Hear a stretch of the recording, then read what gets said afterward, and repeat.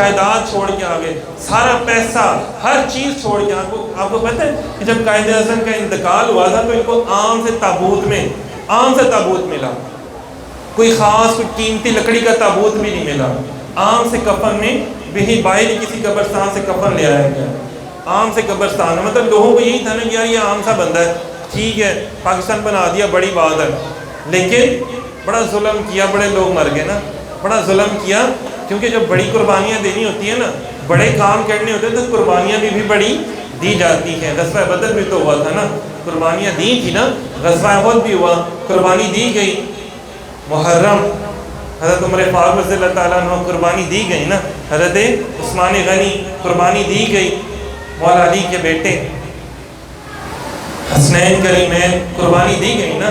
قربانی یہ ہمارے جو اسلام کی تاریخ ہے نا، یہ بڑی ایسی ہے، یہاں پہ بڑی قربانیاں، آپ کو قدم قدم پہ قربانیاں ملیں گی۔ یہ پاکستان، یہ اسلام، یہ ایمان، یہ ہمیں فری میں نہیں ملا،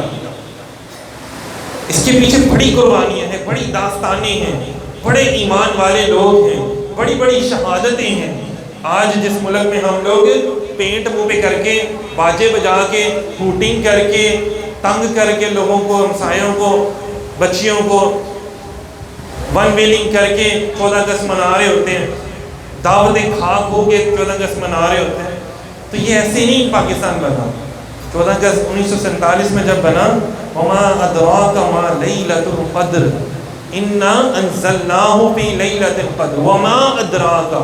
لیلۃ القدر کی رات میں بنا۔ فرمایا یہ اللہ کے رازوں میں سے ایک راز ہے، تمہیں کیا ادراک، تم تو اس کو جان ہی نہیں سکتے، اس کو تو جان ہی صرف اللہ والے سکتے ہیں، میرے داتا حضور کا فیضان، اس کو بابا فرید ہی جان سکتے ہیں، اس کو مہر علی شاہ ہی جان سکتا تھا، اس کو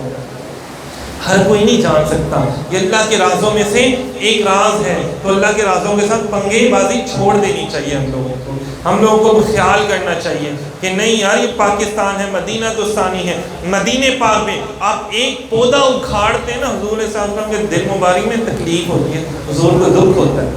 تو آپ پاکستان میں جب بے ادبی گستاخیاں کرتے ہیں تو سرکار کو کتنا دکھ ہوتا ہوگا، یار میں نے اتنی محبت سے پاکستان بنایا، میں نے محمد علی جناح کو بھیجا، میں نے اقبال کو بھیجا، میں نے شیر محمد کو بھیجا شرک پور کا تاجدار بنا کے، کسی کو گولڈا کا تاجدار بنایا، کسی کو داتا گنج بخش علی حجویری بنایا، میں نے کتنے لوگوں کو بھیجا، اور یہ کیا کر رہے ہیں آج یہاں،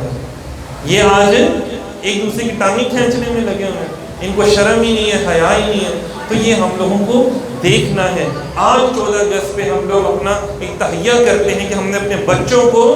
قرآن سکھانا ہے، ہم نے اپنے بچوں کو قرآن سکھانا ہے، اپنے نبی کی سیرت پڑھانی ہے، اپنے نبی کی شان پڑھانی ہے، اپنے پیارے نبی کے پیارے صحابہ کی شانیں پڑھانی ہیں، ان کی سیرتیں یاد کروانی ہے اپنے بچوں کو، تاکہ کل کو میرا بچہ بھی صلاح الدین ایوبی کی طرح بنے، کل کو میرا بچہ بھی نور الدین زنگی کی طرح بنے، کل کو میرا بچہ بھی محمد بن قاسم کی طرح بنے، کل کو میرا بچہ کوئی ڈانسر نہ بن جائے، کوئی جا کے کوئی